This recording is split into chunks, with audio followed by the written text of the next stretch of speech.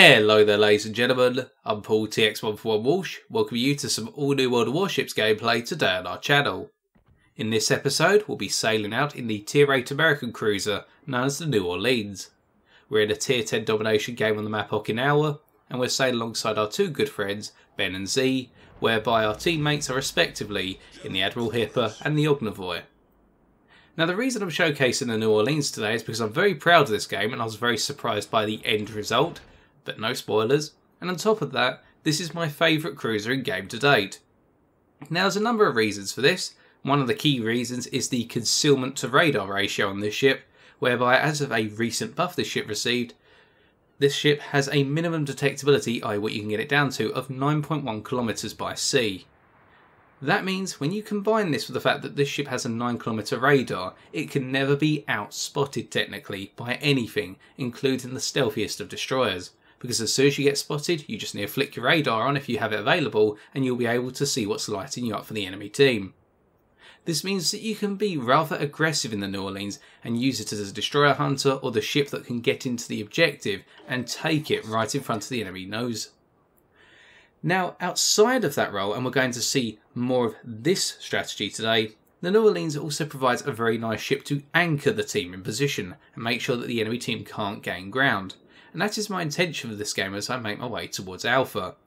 As we can see, Z has gone towards Bravo and Ben is coming with me towards Alpha very gradually.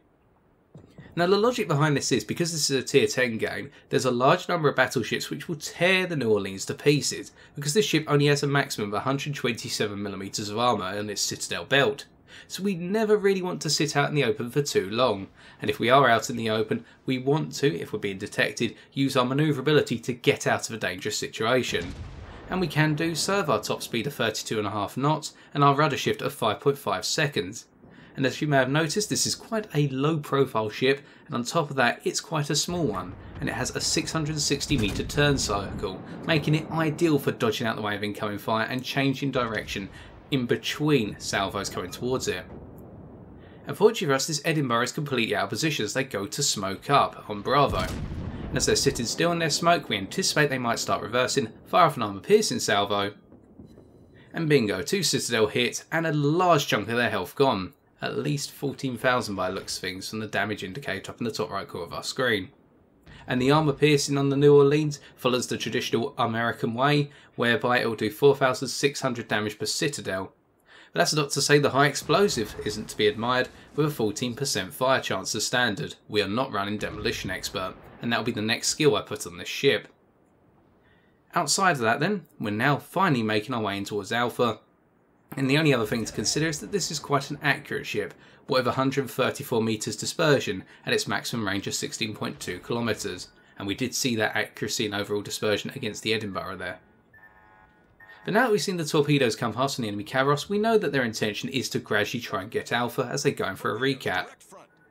And we make sure not to be hit by any of the torpedoes from the follow-up salvo from the Kavaros, and we can see an enemy battleship on the horizon, the Montana. Now we've got high explosive loaded, but we're not going to open fire for the time being. And we could indeed flick our radar on at this point in order to spot the Kavaros, but we decide not to because we want to try and lure the Kavaros into thinking they're in a safe position to take the objective. Because they remain stuck in the objective for a longer period of time, that very fast and highly dangerous enemy destroyer is going to become too confident, and the Kavaros immediately goes to open fire on us.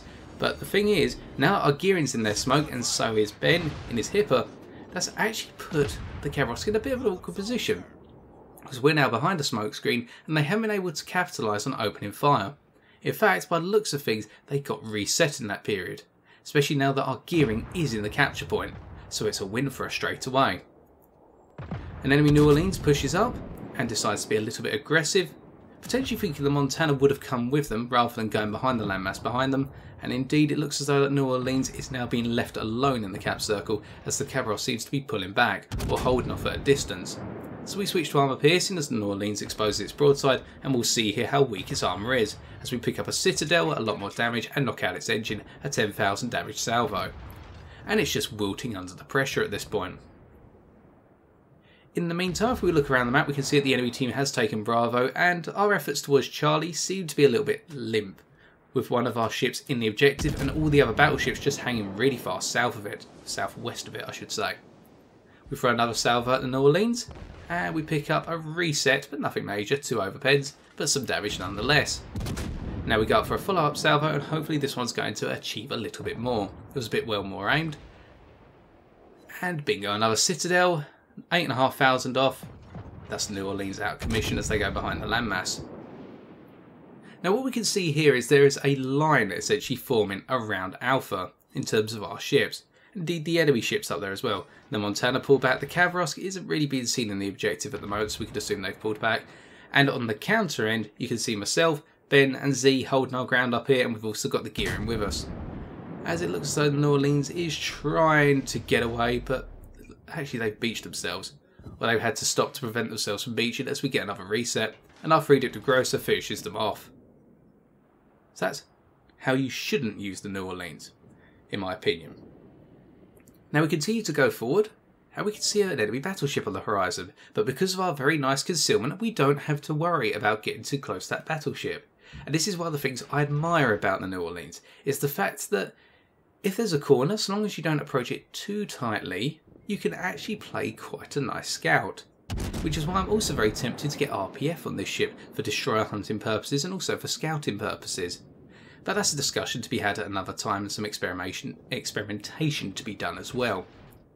But here with the enemy Montana focusing their guns across the map by the looks of things, we decide to throw in some high explosive. We have got stubborn shells coming in on us, most likely from the enemy Kavros, judging by their velocity and the number coming in. And it looks as though the Montana is now switching targets. Now they could be aiming at our battleships south of us, or they could be switching towards us. Looks as though they're pointing their guns towards either us or Ben and his Hipper, but we're behind the landmass now, we're not being spotted. Some more shells coming in from the enemy Kavros, nothing too much to worry about. In fact, we're only going to take one, we dodged the majority of it. And we begin to rotate southwards again, as we can see the enemy Chapayev now coming into A. Now it's not our intention to do mass damage to these enemy ships. The reason being, if we go for a damage output, really we're going to be putting ourselves into a confrontational situation. And regardless of whether it's the Montana or the enemy Rune that's coming up now, confronting our opponents here is not going to help us do our job effectively. Instead we need to skirmish. And this is going to sound a little bit backwards because we're talking about all of our concealment, the fact we can get close to foes and be, in a way, able to put ourselves in aggressive positions. But look at the enemy force up here and look at how our team's positioned in general. Our team really isn't forming the best of defensive lines, but we're going to make do with what we've got. As it actually looks as though the enemy Chapayev is dancing in and out of Alpha. They're not confident enough to just sit in there, perhaps because they're high concealment, but they want to be there to try and bait us potentially into Alpha. As Z scores a couple of torpedo hits on the Montana.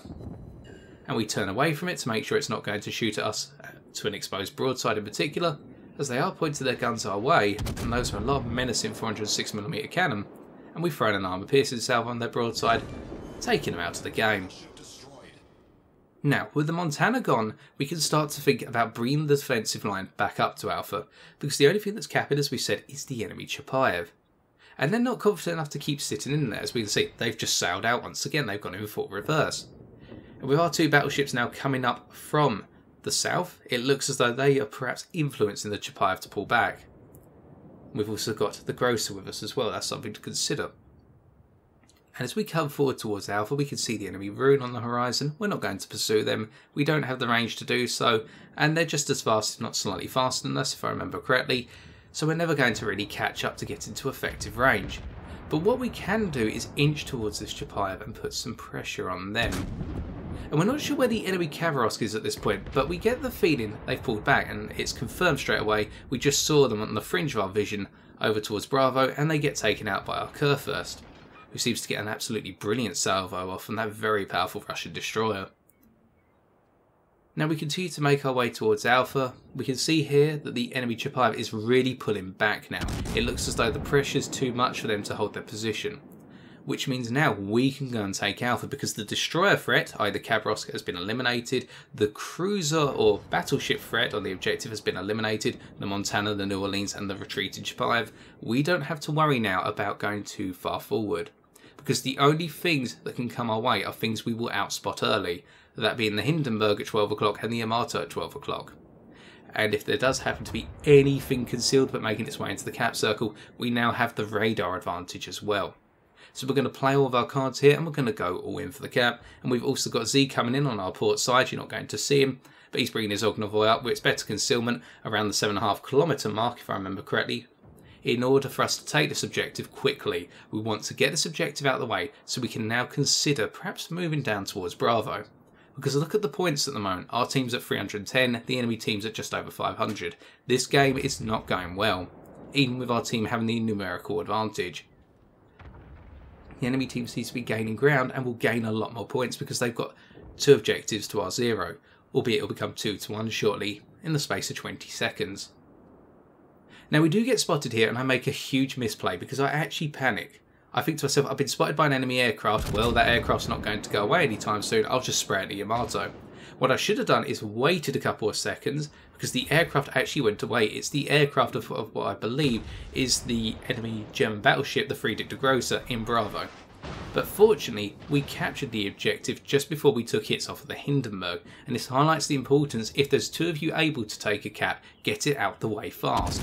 Because you halve the capture time as we've seen, and it's worked out well. And that's going to be a key cap for later on. And as we pull down towards Bravo, we're going to head to the western side of it. We'll continue to spray in some high explosive against this Yamato. Our armour piercing is not going to be good enough against it, but if we can set it on fire a couple of times at this point, we can bleed a lot of health off of it.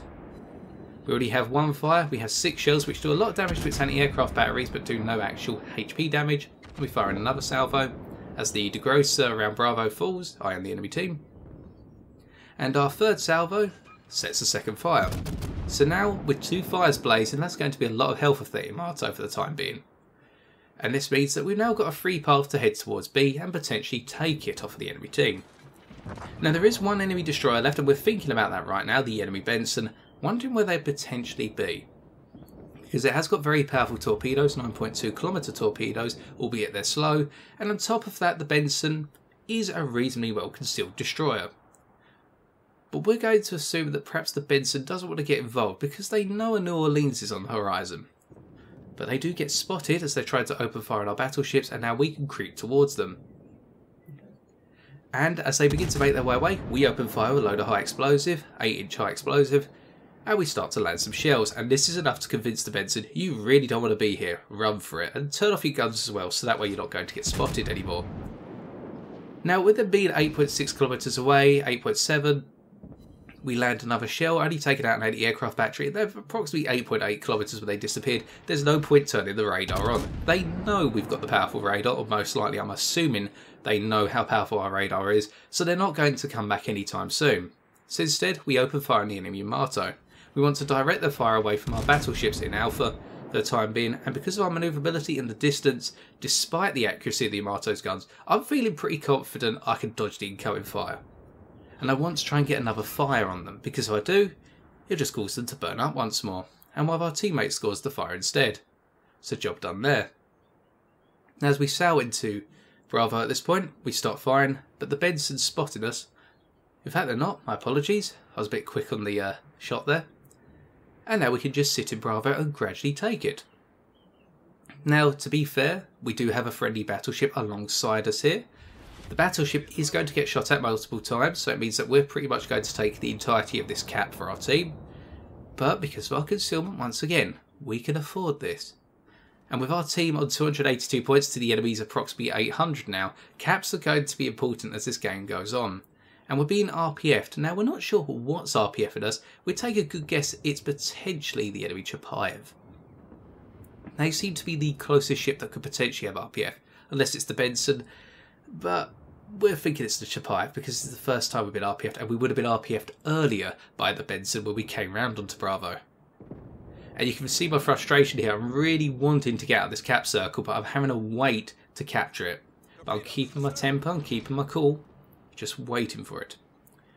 Now you're probably wondering at this point, I'm thinking to myself, this game's gone pretty well, how can we bring this back? Well, I'm just thinking along the mantra, we're going to have 2 objectives to the enemy's 1 shortly, and it looks as though the enemy team's expending resources into Alpha now to try and regain the objective lead. But at this point, the enemy team could write the mission off as, well, we've got this, guys. I mean, we've got a 600 point advantage. Well, make it a 500 point advantage. Let's be reasonable here. And we don't really need to worry about the caps anymore. Let's just kill everything. And indeed, our team just lost our Yamato, which means the enemy team's advantage is just getting bigger and bigger by the day. But the problem is things can very quickly turn around in the space of 5 minutes, and that's why you should never write off the importance of playing the objective to literally the last second of the match. And that is going to be the key lesson of this replay, if nothing else. It's the fact that never forget what the objective is. Because as you're going to see now, and this in a way is a spoiler, things are going to start to turn. So what are we doing at this point? We've dealt with B. We're not going to push through B. There's no point. It's a suicide job pushing towards the enemy battleships. Instead, we're going to linger around A again. A is the most protected objective on this map in terms of position, whereby it's got a load of land masses around it. We have a battleship and a cruiser taking Charlie. They've taken out the Azuma that was defending it, and our Kurfürst that pushed through B has taken out the enemy Benson. Our team has the numerical advantage in terms of ships, but the important part here is the fact that the enemy team now have to make one or two choices. They either go for Alpha, the most protected objective on the map, knowing they can probably get it if nobody's going to try and block them, but we're going to do that. Or B, they can go for Charlie, for example, or Bravo, the open objectives, and try to bulldoze their way through. Well, the enemy cruisers think Objective Alpha is probably the best one, and here we can see the rune that we're going to go toe-to-toe with. Now, I'm not expecting to be able to beat the rune, but what I want to do is push them back, and I can do that with my armour piercing when they turn a full broadside, knocking off 4k there. Meanwhile, I've got an angled ship towards them. I'm not going to take that much damage, even from their rather powerful armour piercing if it hits me on the broadside, or their continuous high explosive shells. We knock off another 3,500, we're taking some hits, but we're soaking it up pretty nicely. And here keeping the angle on them means that we don't have to worry about any potential penetrations or losing any key modules due to high explosive.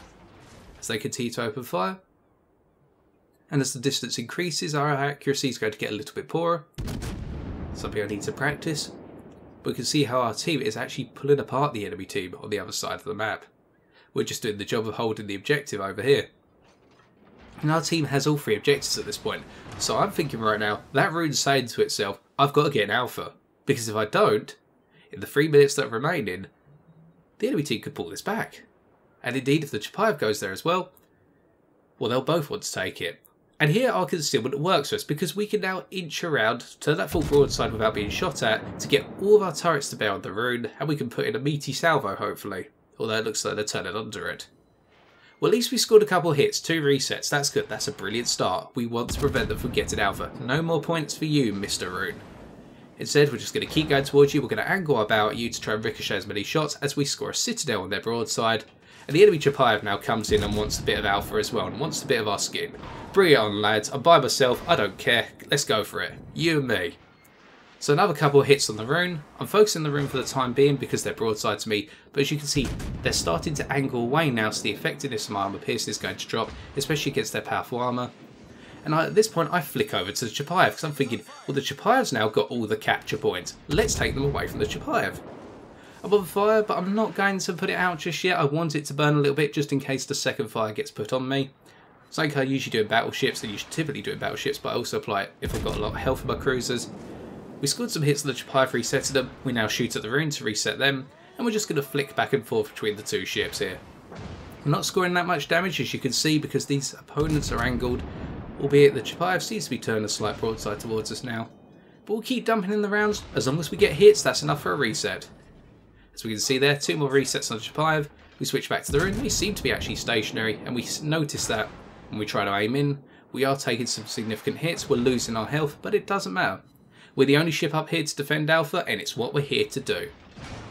So we throw in some more hits on the enemy rune. We throw some more in the Chapayev. They're capturing faster and faster at this point, so it's become a competition. And these are the only 2 ships left on the enemy team. Look at the point score as well. Our team's gaining the lead. So this is looking fantastic. We throw in some more shells to the Chapayev. And unfortunately here, because I was tracking the rune with the aim indicator, that means all the shells are missed because they went for the rune rather than the Chapayev. So that irritates me a little bit about the game mechanics. They're throwing in another salvo just as the enemy team's about to get the objective. Denied. So now we switch back to the Chapayev, and we throw in some more high explosive. They're never going to get this.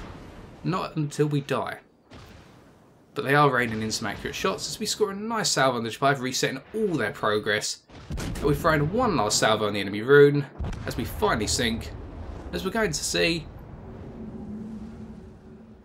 Another reset, another 2 resets, and with only 25 seconds left, our team's got more than enough points and time to finish off. Even if we did give our team a small points disadvantage there, our team will get the points. And with 10 seconds left, there's nothing that Chapayev rune combination can do. It was risky because we played it very close to the timer, but we made it work. And that's the win. Let's take a look at the post-game stats. What a close one, and we can see in terms of our battle performance, we dealt out 114,059 damage, consisting of 194 target hits for our main battery, 1 incapacitation, 1 enemy ship destroyed, the Montana, 6 fires set, 5 citadel hit, 28 base defends, 1 base captured, and 1 assisted base capture. And looking at the team scores, we can see that we topped our team in terms of base experience by quite a significant margin, picking up 2,958, and in some respects it would go to say that we went above and beyond the Call of Duty.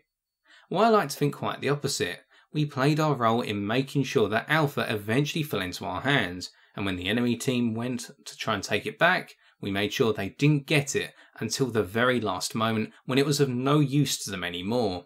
And we also had quite a little bit of fun around the Bravo region in helping to push away the enemy Benson and then taking Bravo for our team.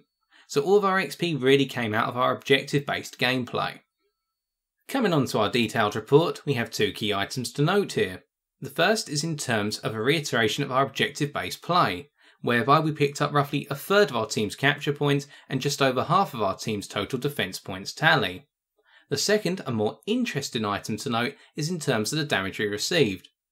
Whilst the New Orleans is quite a squishy ship compared to others, we did our best to mitigate the amount of damage we received per salvo from our opponents, and it shows by the fact that half of the damage we took was from high explosive plus fires, and the other half was from armour piercing, and roughly in the same shell ratio, which means we did our utmost not to expose ourselves on our broadside, and at the same time when high explosive did come in, we made sure to do what we could to try and use the concept of damage saturation and just avoid the shells in general, thanks to our manoeuvrability.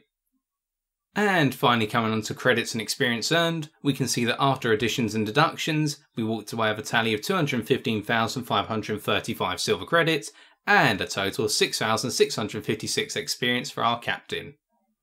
To conclude, hopefully today we have demonstrated how the New Orleans, thanks to its combination of stealth and rather potent firepower, can pose an ever-looming threat on the battlefield, especially around the objective.